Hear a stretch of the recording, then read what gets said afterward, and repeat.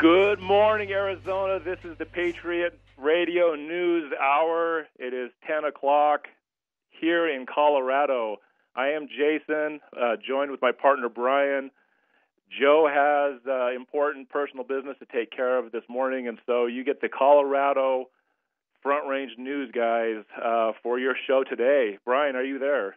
Yes, I am. Morning, Jason. Good morning, Arizona, and wherever this may find you.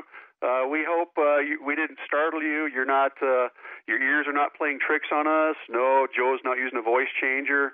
Nor do we overthrow the Patriot headquarters and take over the microphone. So thanks for tuning in today, and hopefully we'll have some information that's entertaining, if not informative.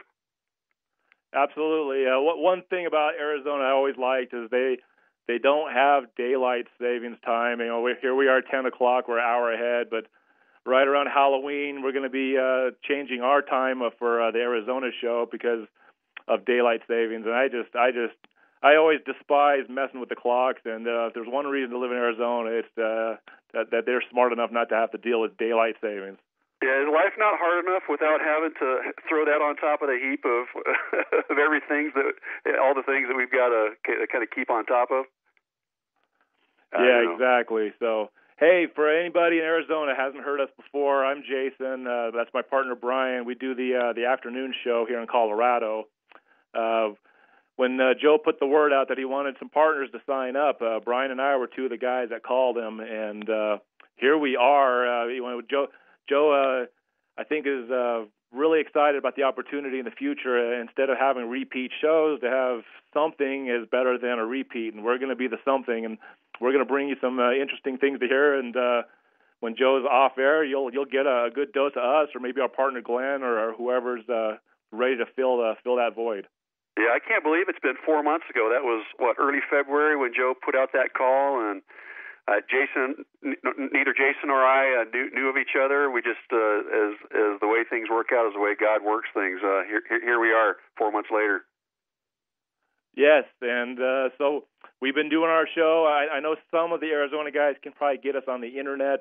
We're not able to broadcast through KHNC here in Johnstown, but as time goes on, maybe we can make it so you guys in Arizona can have an easier way of listening to our show. So that's right, our afternoon show. Yeah, we're excited about the opportunity of being on this show today. Brian, what's going on in Colorado? We'll let Arizona know. We got temperatures in the low 90s today. We're sweating it out. This is hot for Colorado.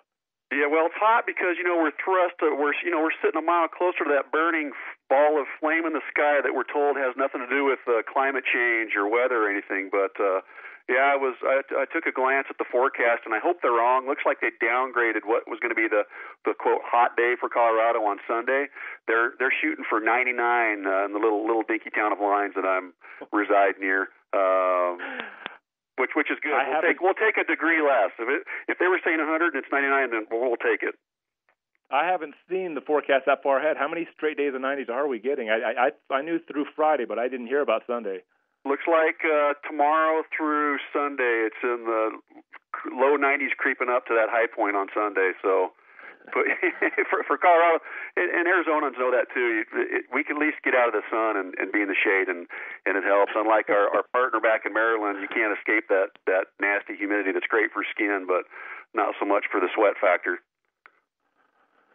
So, for those in Arizona that are unfamiliar with our show, we're kind of like an add-on. We take the information that Joe so strongly puts out there for us to understand what's going on day to day, week to week, and we take our less experienced version of what Joe does, and we put on a different kind of show. And so we like to talk about a wide spectrum of things. We love the tinfoil hat conspiracy stuff, which is something we're going to be covering today, and we get a lot of help from all the work that Joe does. You guys in Arizona have a brilliant show to be able to turn on every day.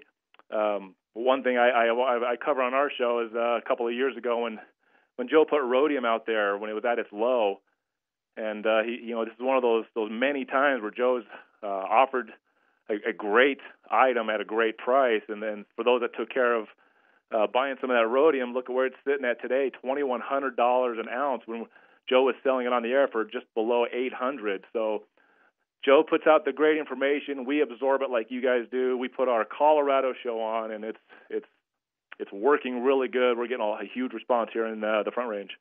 Yeah, I guess you could call us either the redheaded stepchild or the little bit of the black sheep of the extension of the Patriot trading group up in Colorado. But we're happy to be part of the operation.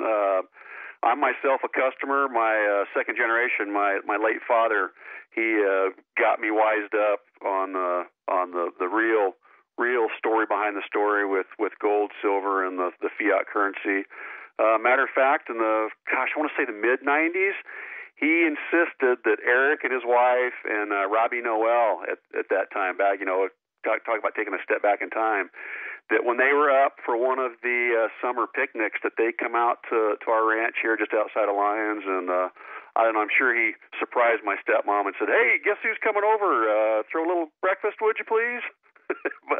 but I'm a customer. I'd like to buy a lot more than what I have, because I firmly know the facts about it, listening to Joe and Eric and doing my own research, even listening to Jason here in the last few months. It just only reinforced what my dad taught me, and the reality that'll befall all of us at some point down the road when our fiat currency goes the way of every single one before it. Let me give everybody a little heads up on the other side of the break. You're going to be getting in your basement and lighting your candles and putting on your tinfoil hats. We're going to cover the Titanic, and did the bankers sink the Titanic? Stay tuned. Welcome back to the Patriot Radio News Hour. Your hosts today are Jason, myself, and Brian. When I left off from the other side, I teased an article I'm going to cover. Was the Titanic sunk deliberately to help create the Federal Reserve? Before I delve into this, I wanted to go to the markets and talk about what we're selling today. Last I saw, silver was up about 24 cents, 25 cents, really pushing higher. Gold was up between $4 and $5, getting right back above $1,300. With silver up a quarter an ounce, we are going to continue for at least today. We're going to sell those silver dimes, 50 to a roll, $65. I suggest stacking up as many of those as you can, because you don't know when this thing's going to take off. And on a day like this where the price is up and we're staying with the same price on our silver dimes, this is the way to go. The number 1-800-951-0592. Brian, do you have those markets? Where are we at today right at the moment? Yeah, you're right, Jason. Gold looks like gold's sitting at $12.99 an ounce right now, up $3. Silver sitting at $16.68, up 22 cents, like you said. And then the other markets, as I bite my tongue and don't say more about it. The Dow's at 25,028, up 228. NASDAQ's up 18, sitting at 7656, and the S&P's up 12 at 2760 at the moment. Okay, so once again, 1-800-951-0592. Silver is up, but our price is the same. Take advantage, get as many as you can, and we will definitely, Arizona will take care of you guys, and us here in Colorado, you can come pick it up at the station, or you can have it shipped however you wish. Okay, so the Titanic. This is a story that I read about the time that I called Joe and started asking him about the opportunity he was offering. So I've been holding on to this one, and it's one of those stories that the average guy is going to almost immediately turn it off. How ridiculous does it sound that a bunch of bankers, greedy, wanting to control the financial system of the country, how could you even place them with the Titanic and the sinking of a ship? I read this article, and I had that type of reaction. I mean, I like a good conspiracy, because I think a lot of conspiracies have more truth than our mega media, the lies that you get on a daily basis. But as I read this story, it has so much circumstantial evidence, and for our audience in Colorado, this kind of information sings true, because the central banking system is so corrupt. It's run so in such a greedy fashion that it's hard not to believe stuff like this. Well, what a convenient thing for the I'll go ahead and say it, the lying media that's been exposed and brought out in the open. As most of us already know, it's been questionable to to say the least. But what a convenient way to kind of dismiss these things as coincidences. And dare I remind folks to look into the inception of the term conspiracy theory back during the Kennedy assassination. So, the idea of mind control is not always the hardcore MK Ultra. It's an everyday day-to-day stuff just to influence the things we do and kind of placate us, if you ask me. Absolutely, I totally agree. So here we go. The way the article starts, it talks about, you remember that movie, The Titanic, Leonardo DiCaprio? Well, that's not the full story. What I'm going to talk about here below is what really happened to the so-called ship, the Titanic. And he does say the so-called ship, the Titanic. The information you read below is not a conspiracy, this is the writer, but rather a well-recorded in the books of world history. So he starts with a series of facts. These are great. First fact, in 1898, a man named Morgan Robertson penned a book titled The Wreck of the Train.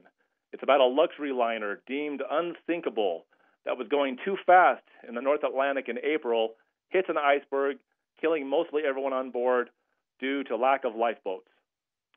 The sinking, by the way, of the Titanic happened in 1912, so this book was written 24 years before the actual event. Another fact, 14 years later, this fictional book would play out in real life exactly down to its name, with the wreck of the Titanic, but this time it would be would have major political implications. Some of the wealthiest men in the world were on this ship. These were the wealthiest men that were opposed to central banks and the Federal Reserve. Fact, J.P. Morgan, one of the central banks of the Federal Reserve, one of the bankers, he funded and built the Titanic. Fact, J.P. Morgan was booked on this voyage and canceled at the last second. Fact, there were no red flares on board to signal to any boats for rescue, only white flares that signal that everything is okay. Fact, it was the first ship of its kind with the ability to seal decks electromagnetically, which would also seal people below deck. Fact, the captain, Edward Smith, was one of the most decorated captains of his time, and it would have been totally out of character for him to avoid all of the precautions that were given to him during the voyage. Another fact, the Federal Reserve was formed the very next year after the Titanic sank. Fact, the author of the book from 1898 was poisoned to death a couple of years after the Titanic sank. Fact, the Astor family was one of the richest families in the world. John Astor III opposed the Federal Reserve. John Jacob Astor IV, the richest man in the world at the time and friend of Nikola Tesla, and an outspoken opponent of the creation of the Federal Reserve, was on the ship and died. So other prominent other prominent Federal Reserve detractors were Benjamin Guggenheim and Isabella. Let me get this name right. Isidore Strauss. They also died. So the three richest opponents of central banking boarded the Titanic. The Titanic then immediately sank, killing the three richest opponents. And anybody who understands anything about politics, if you have a lot of money pushing your agenda in Washington, you will get a lot more done because unfortunately politicians they have to fund their campaigns to be of re-election. So when you have the richest guys that were going to oppose this banking system dead, didn't leave a lot of opponents. Here's some of the coincidences. A coincidence. J.P. Morgan, the individual contracted to build the Titanic, was scheduled to be on the maiden voyage but canceled his trip. All three men who were opposed to the Federal Reserve died during the sinking of the ship. The Federal Reserve was installed as part of the Federal Reserve Act in December 1913, roughly 1 year and 8 months after the Titanic tragedy. World War I was ignited less than 1 year after the Federal Reserve came to power. The Jesuits are responsible for funding the United States, Germany, and Russia in World War I. It's very important when I'm reading this article. The Jesuits are connected to the Catholics, the Roman Catholics, who always seem to have their hands in every dirty deed throughout world history. The captain of the ship, his name again was Captain Edward Smith. He was a captain of shipping of sailing ships across the Atlantic for 28 years. This guy was about as good of a ship captain as you could have had on that ship. He was a member of the Jesuit order. When you're in the Jesuit order, you have a master. When you sign on, and I'll get this in front of me in just a moment, but when you have a master and you're part of the Jesuit order, when the master orders you to do something, you have to do it. So let me see if I can get the guy in front of me here, because his master was on the ship. Okay, excuse me, I'm getting a little lost here. Well, but the interesting about the coincidences, and you mentioned, Jason, just a minute ago about how this is how the timeline and lines up with World War I. Joe said the other day, his conversations with Eric, it's eerie how it seems like things are lining up for major wars, and I really hope that doesn't happen. But as you've said before, Jason, we've talked about it, how wars are used to distract, how wars are used by the central banks to accomplish their goals. Yeah, so I found it here. So Captain Smith was a member of the Jesuit order.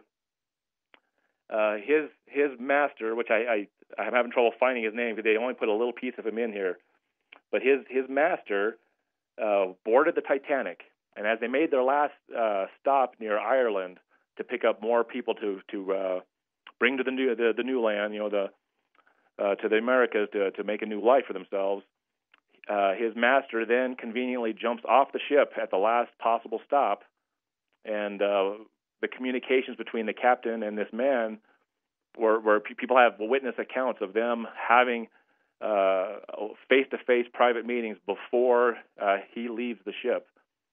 Now, if this is true, if the conspiracy holds out, you have to have a reason. Well, why would someone purposely sink the ship? You'd have to have somebody with a reason to do that. Well, if you are a part of the Jesuit order and you're given any kind of an order of any kind, it doesn't matter the morale of it, you believe that the order you are taking is for the church. Whatever deed you do is for the church. So if the church is ordering you to sink your ship, you're doing it for God. And this is where a lot of people have a lot of, we're not going to get into the religious argument on air today, but yeah, this is what makes people really upset at organized religion, because if this actually happened, you have a religious situation where a master and the servant carrying out an order from the Jesuit order, from the Roman Catholic Church, to sink this ship and get rid of 3 men that are blocking a central bank. Now, I was on the show with Joe about 2 Fridays ago, and we talked about 1832 and Andrew Jackson destroying the second bank of the United States. At the end of the show, I covered about the many different assassinations that were happening after they tried to kill Andrew Jackson. Yeah, more just circumstances that happen to revolve around the central bank charter coming due. Just coincidences if we're expected to believe that. Yeah, precisely. And when I covered the show, I talked about Abraham Lincoln. When the Civil War was being stoked by European countries, you still had England, who owned all of Canada. And you had the French that were inserting many thousands of troops in Mexico. They wanted the banking system wanted this country to tear itself to pieces, and they wanted the Bank of England to reclaim its colonies and continue with central banking. Abraham Lincoln went to the Bankers of America for war loans. This is one of the reasons why Abraham Lincoln had to do the 14th Amendment, which is actually kind of unconstitutional. He wanted to keep the country together. The United States actually, if you're a state that is unhappy with the United States, it is within the Constitution for you to secede and leave. However, if you let enough states secede under the threat of a foreign army like the French and the English, you may not have a United States. Abraham Lincoln knew that to preserve the Union, he must keep all the states together. So he went to the banks and he's like, look, I need the money to win this war and keep this country together, and the bankers were ready for him. They wanted 37% interest on all war loans, fully well knowing that we would be begging for a central bank with huge war debt. So what you're saying, Jason, it wasn't so much that Lincoln was opposed to states' powers, but it was the timing of such, with the French amassed in the South and the British, or maybe I've got it backwards, the British amassed in the North at that same time?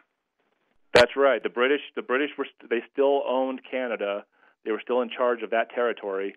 And then you had French troops. And everyone knows that the Mexicans and the French had many wars themselves, but the French and the English were ready to take on the rich lands of America.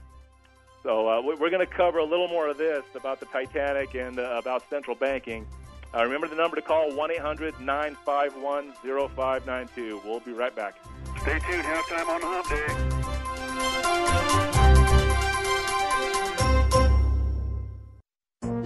This is the Phyllis Schlafly Report, a daily broadcast from Phyllis Schlafly Eagles. And we're upholding the legacy of Phyllis Schlafly, grassroots activist, author of 27 books, and articulate voice for traditional values for more than 70 years. Now, here's the president of Phyllis Schlafly Eagles, Ed Martin.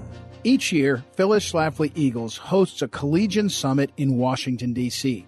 The purpose of this is to provide college students with the information they need to resist the radical left-wing propaganda they will almost always face on college campuses. Remember, there are tens of thousands of hardline leftists who are college professors. They treat universities like the property of the political left, and it's up to caring adults like us to teach our young people how to defend themselves, especially in this important moment of history. I know that this collegian summit is so worthwhile because Phyllis Schlafly Eagles has received hundreds of glowing comments from the college students who have attended. Here are a few examples. From a student at Kent State University, "It was so refreshing to be around like-minded individuals. I had an absolute blast and cannot wait until next year's conference. I will stand shoulder to shoulder with you against liberal thought." From a student at Grove City College, "Thank you for the fabulous opportunity and learning experience at the Collegian Summit. I was inspired, educated, encouraged, and most importantly, motivated to fight in the battle for truth in our government and legislation." From another student at Seton Hall University, "I feel so empowered to go charging back to my campus. I now have so many ideas, but more importantly, so much inspiration and motivation." There are many rewarding examples of college students who came to Phyllis Schlafly's Collegian Summit and then went back to their campuses to start conservative groups, start a conservative paper, bring a conservative speaker, or effectively challenge a radical or a feminist professor. These students are having an impact on their campuses. I wish you could see the encouragement and reassurance in their faces when the students discover they're not alone, that there are hundreds of good college students like themselves who have conservative and moral principles and love their country. There's still time to register for the 2018 Collegian Summit. It'll be held on July 10th, 11th, and 12th in Washington, D.C., and it's free to attend. Please visit phyllisschlafly.com to find out more and to register for this unique event. Do you know a college student expressing frustration with their liberal ideology and anti-Christian propaganda on their campus? Encourage them to join Phyllis Schlafly Eagles and other conservative leaders in Washington, July 10 through 12, for the annual Phyllis Schlafly Collegian Summit. The conference is free to students who register at phyllisschlafly.com. That's phyllisschlafly.com. Thanks for listening, and join us again for the Phyllis Schlafly Report.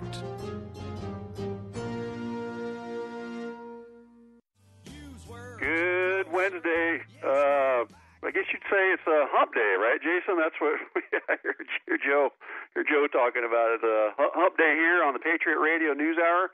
Having to retrain my brain just a little bit. your fill-in host Brian and Jason, partners up here in Colorado. We do the afternoon show on KHNC, 3 to 4 Colorado time. If you have a way to get to, I guess the AmericanNewsNet.com website, there's a button for being able to stream us live. But if we made it to a hump day, Jason was talking about some coincidental items. If whether you want to call yourself a true believer or a doubter, seems like there's always more behind the story. I was really surprised that Ramon didn't bring us in with one of the Titanic cheesy songs from the Titanic movie, but actually I'm thankful that he did not. So thanks, Ramon. Yeah, so I got into the Titanic, and we started talking a little bit about what's gone on even in America with presidents. They had there was a central bank, and the second bank of the United States fostered very much. They were in league with the Bank of England, which they called the Mother Bank. They were the first central bank of the modern age, and any central bank in the United States. I mean, that's why the British did not care about owning or occupying the United States after the War of 1812 or trying to win the Revolutionary War. They were a bankrupt country. They were in debt like we are today. It's easier to just collect money with a central bank than it is to actually occupy a colony. So I can hear still some people out there. I gave some evidence about the sinking of the Titanic. Well, I'll go a little farther, and this will make it a little more clear.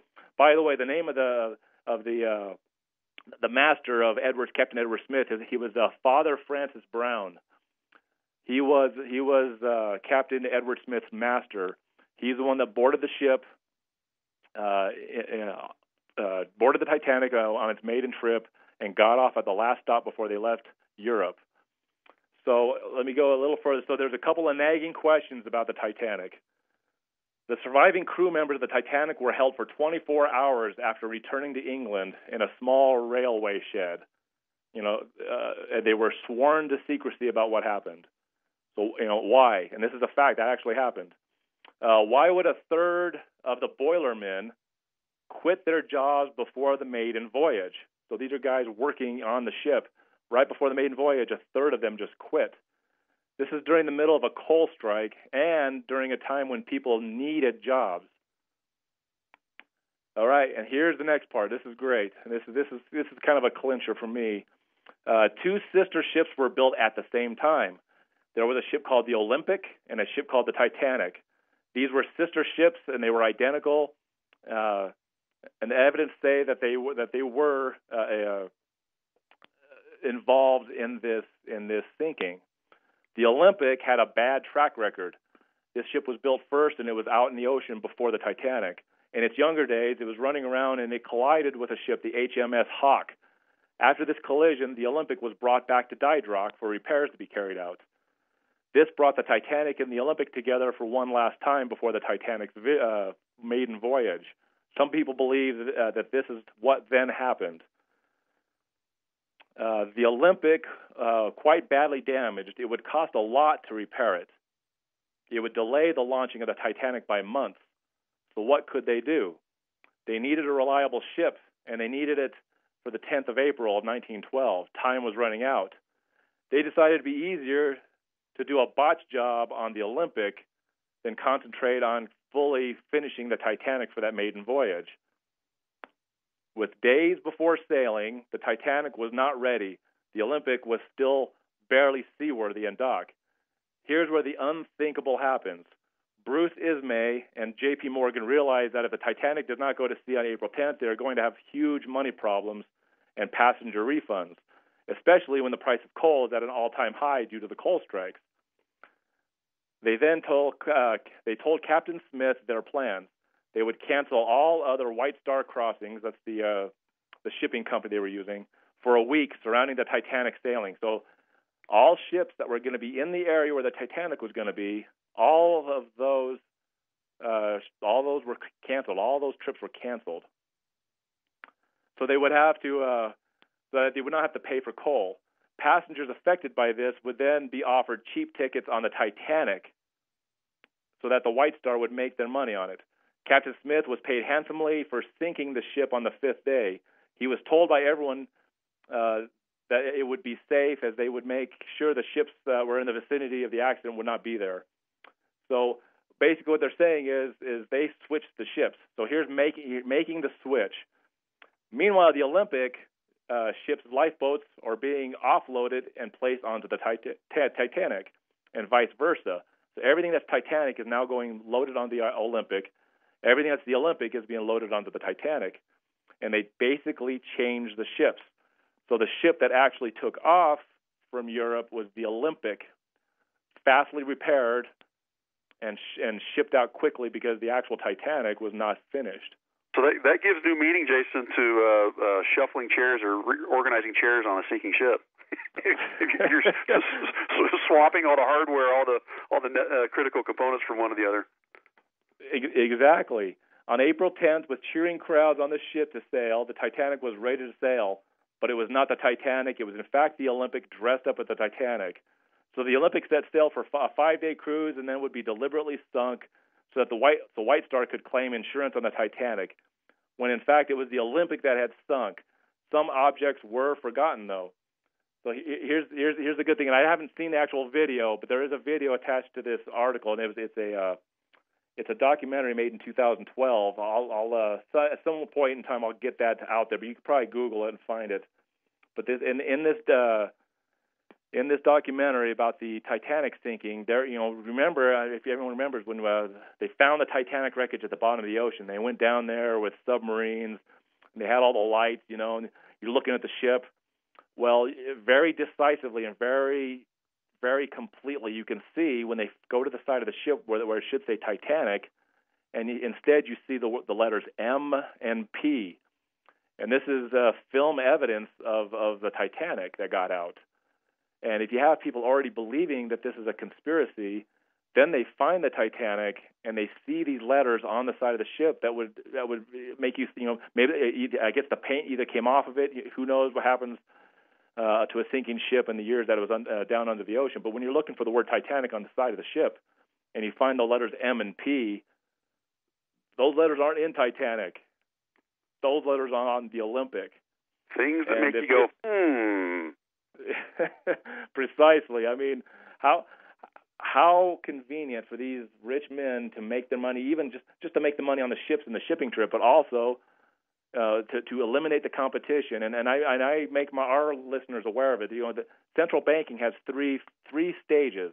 The first stage is competition is a sin, which refers to the fact it's a Roosevelt saying.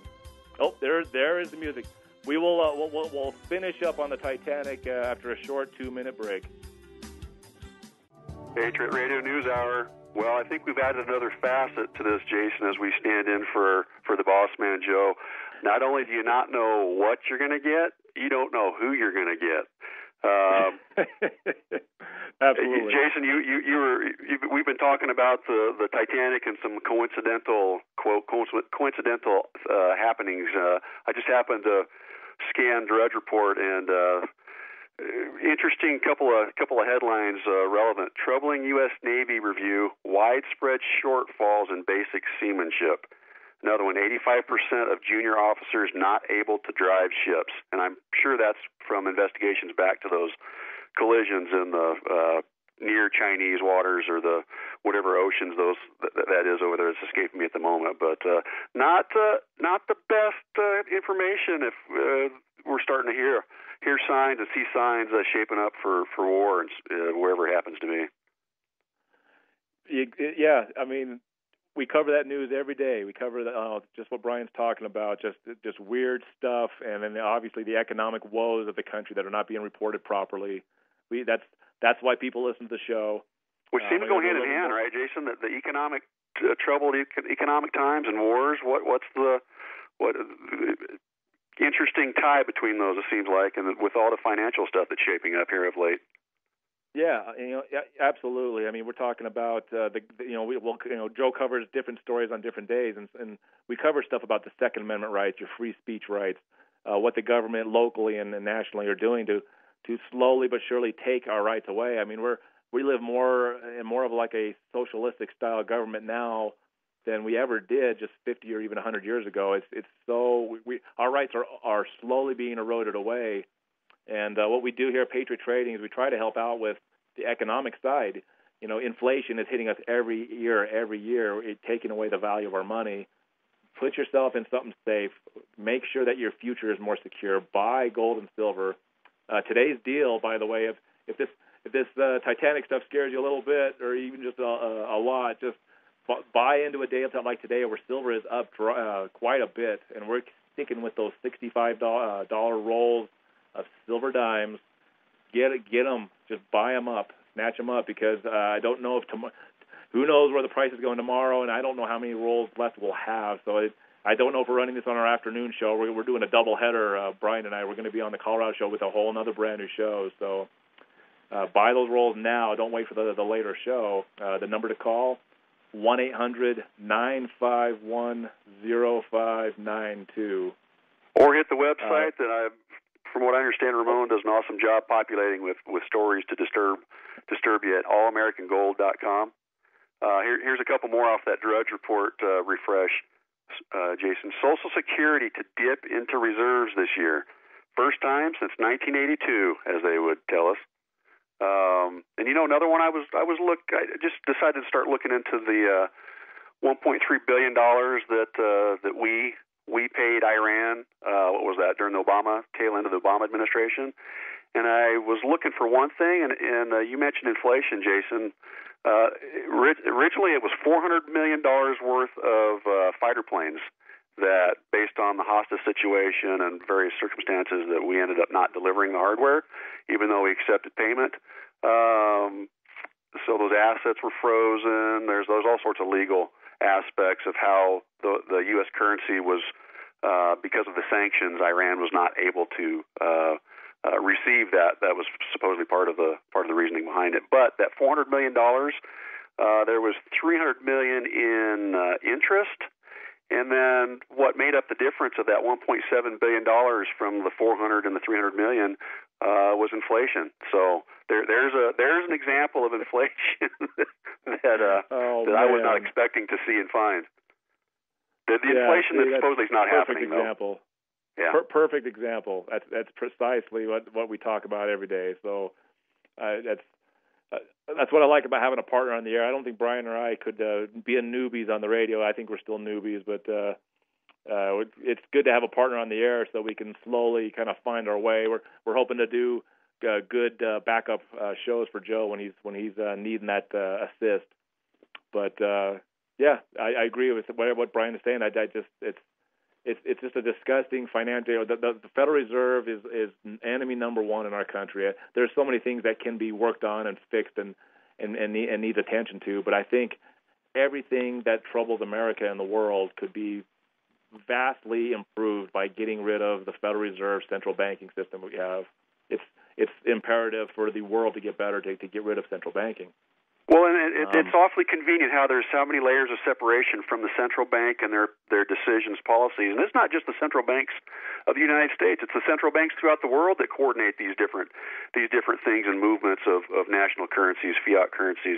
But as you said, Jason, what a great first place, even though it's spelled the death. Again, coincidentally, if you want to dismiss it as that, coincidentally, the deaths of previous presidents of the United States. And the Titanic. And I think we're done with the Titanic, but I did want to have one more piece of information to finish off with the Titanic. Anybody that's been doing a job for a long time in any kind of field, I don't care what you're doing as a job, this guy he was a ship captain for 28 years. When the Titanic was making its voyage and it was going purposefully steered into icy waters, Captain Smith was given 9 warnings to slow down and to remove himself from the area. How does a guy who's been doing his job for 28 years ignore 9 warnings to slow down and remove himself from the area? If you don't believe that this is a possibility, at least, that's something that could be historically fact, that somebody would do this on purpose, if you don't believe that that's actually a possibility, you're probably watching too much CNN news. That's all I really have to say, because there's too much circumstantial evidence about these assassination attempts and assassinations of presidents throughout history, and what's going on with it. I mean, just to go quickly over the timeline, but as we hear the music. Come up on a break. Yeah, last segment coming up. Don't touch that dial, as Joe would say. Final segment of the Patriot Radio News Hour with your substitute fill-in hosts, Brian speaking and Jason on as well. Interesting times we live in. I mean, you just take a scan of the headlines, whether they're the manipulated ones or the ones that kind of go behind the scenes a little bit more.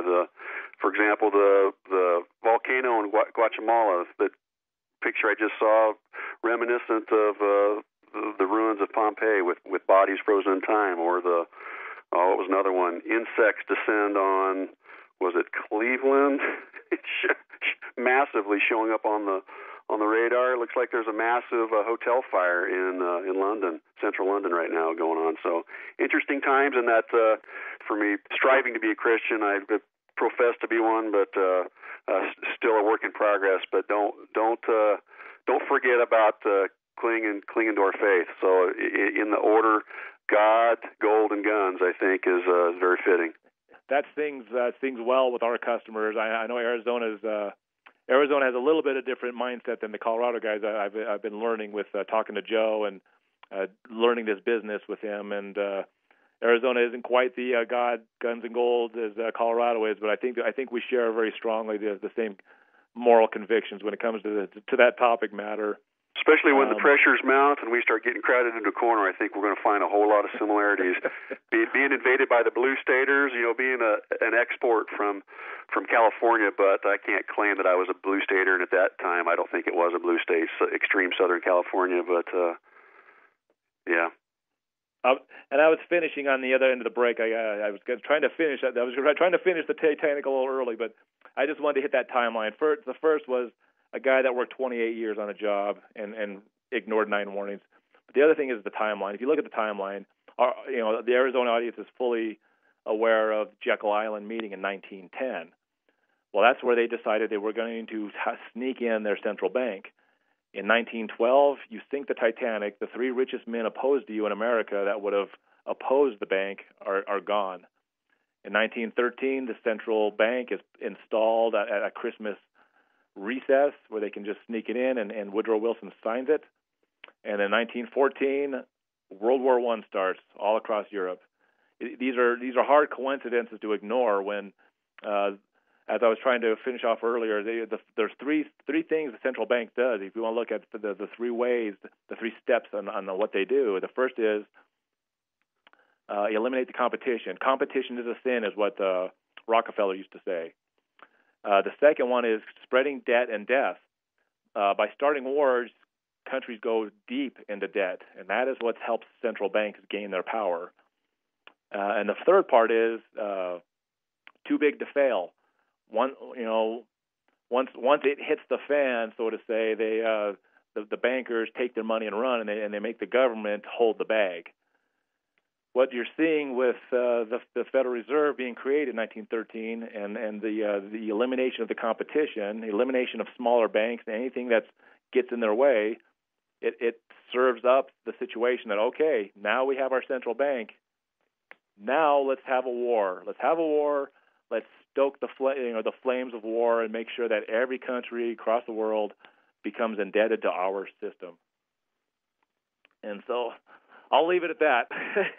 We did a whole show on it. I didn't know how far we'd go with it, but I want everyone in Arizona to know that we don't cover conspiracy every day, but hey, it was a good topic matter for a Wednesday. So everybody out there, have a good rest of your day. Thanks for listening, and if you're up in Colorado, catch us on the afternoon show, Lord willing. Take care. God bless.